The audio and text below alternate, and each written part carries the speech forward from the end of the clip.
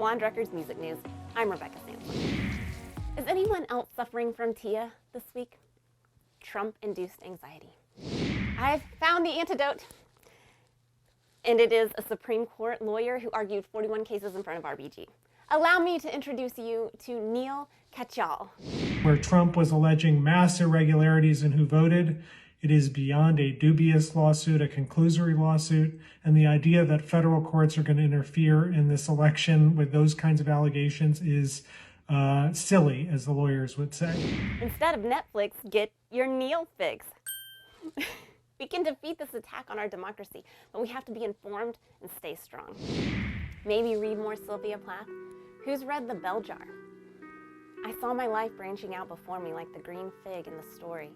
From the tip of every branch like a fat purple fig, a wonderful future beckoned and winked. I saw myself sitting in the crotch of this fig tree, starving to death, just because I couldn't make up my mind which of the figs I would choose. I wanted each and every one of them, but choosing one meant losing all the rest. And as I sat there unable to decide, the figs began to wrinkle and go black, and one by one they plopped to the ground at my feet. People think this quote is about indecision and never being satisfied with the future you pick. But if you keep reading, it turns out her character, Esther, is really just hungry. While The Bell Jar brings up the fears that young people face, it's really about figuring out your footing, one sandwich at a time. This brings us to our featured artist, Fig's album artwork for her EP, The Fluke. Why, throughout history, do young artists with promise keep having their lunches sabotaged? Becca, you amazing one. Hi everyone, my name is Fig and I just released a new EP called The Fluke. And basically the cover art is me dropping a peanut butter and jelly bagel, and I always drop bagels and I got so frustrated, and the EP is kind of just living a little less seriously and looking at life through a lens which is more bright and just having fun with it. And I hope you guys enjoy, and I hope all's well and safe. Enjoy listening to the EP.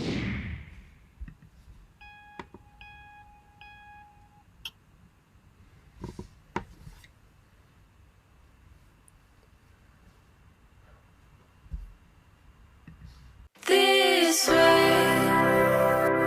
this way, this way.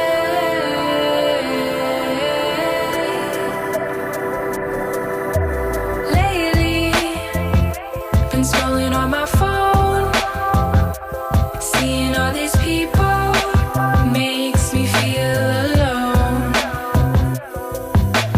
Waiting, I'm taking off the seal. Let's be upfront and say what's our deal. You're kinda perfect. Just wanna say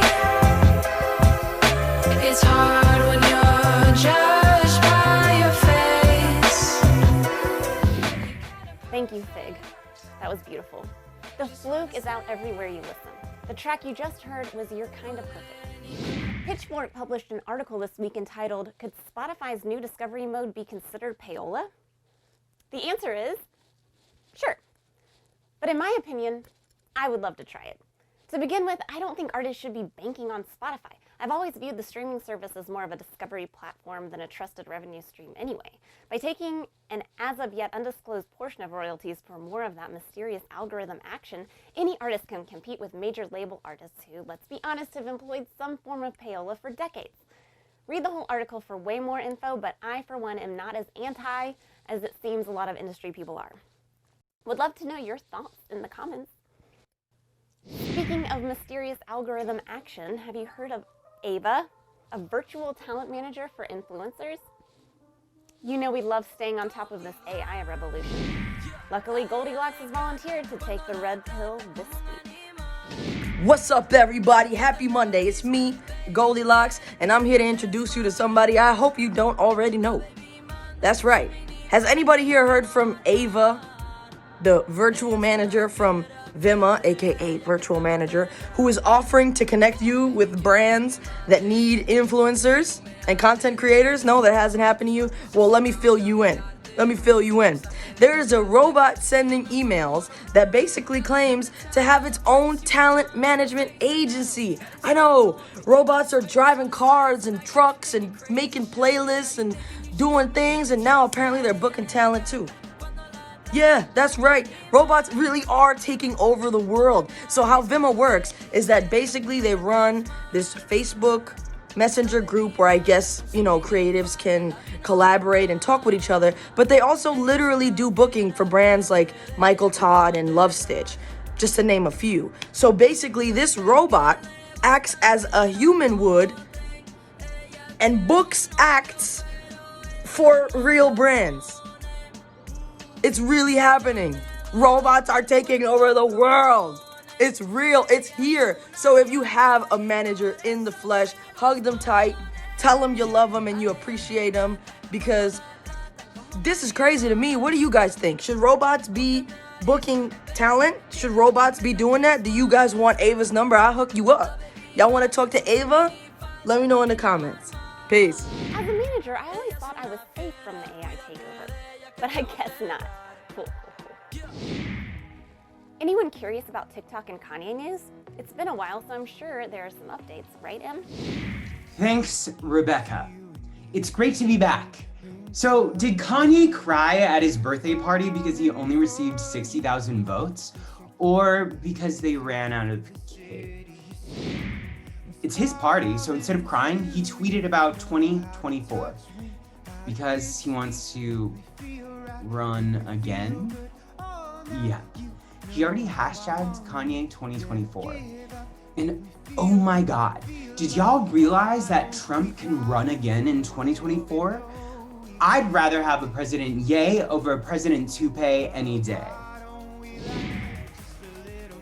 The Trump administration went mum over the TikTok ban, which was supposed to be in full effect last Thursday.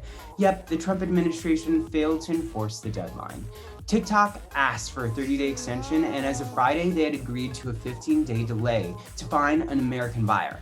So we can all keep using TikTok for at least 2 more weeks.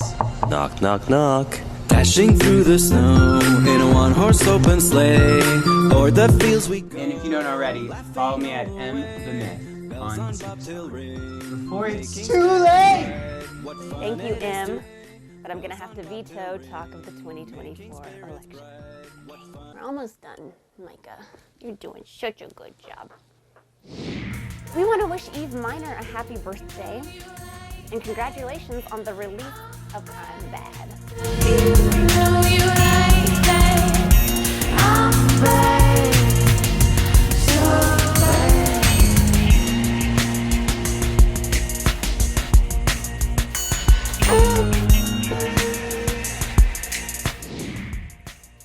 Find that on our Spotify playlist, along with Lovely Ocean's recent release, Depression on Tour. Am I asleep? Or am I awake? What's the point of getting up if I'm a struggle today? Time ticks as my motivation decreases. Depression is at the door, it's playing starter this season. The tears fall easily, like I don't even gotta try. Crying out throughout my dreams, so one day feelings subside. My days are filled with empty promises. Lovely Ocean and Goldilocks are cooking something up. Shh, don't tell anyone. Just remember, in 2020, it's never too early to start decorating for the holidays. Stay safe, stay positive, save the world. I'm Rebecca Sansom. We're 10 days after the election. Trump has become an unprecedented loser in the courts. No litigant has lost more, so much, so fast. Yesterday, I told you that he won a tiny victory in Pennsylvania that didn't matter, and that he'd also lost 12 of the suits he filed since Election Day. So he was 1 for 12 yesterday. Today brought news of 9 more losses, 9 of them. I'll talk about one in detail, a major one out of Philadelphia with huge implications by the federal appeals court. But also he had losses in Michigan and Pennsylvania and other places. In Michigan, the judge said Trump's interpretation, quote, of events is incorrect and not credible. So Trump is at this point 1 in 19, 1 out of 19, 1 out of 20 that he's won. That's about a success rate on coronavirus too, but that's another story.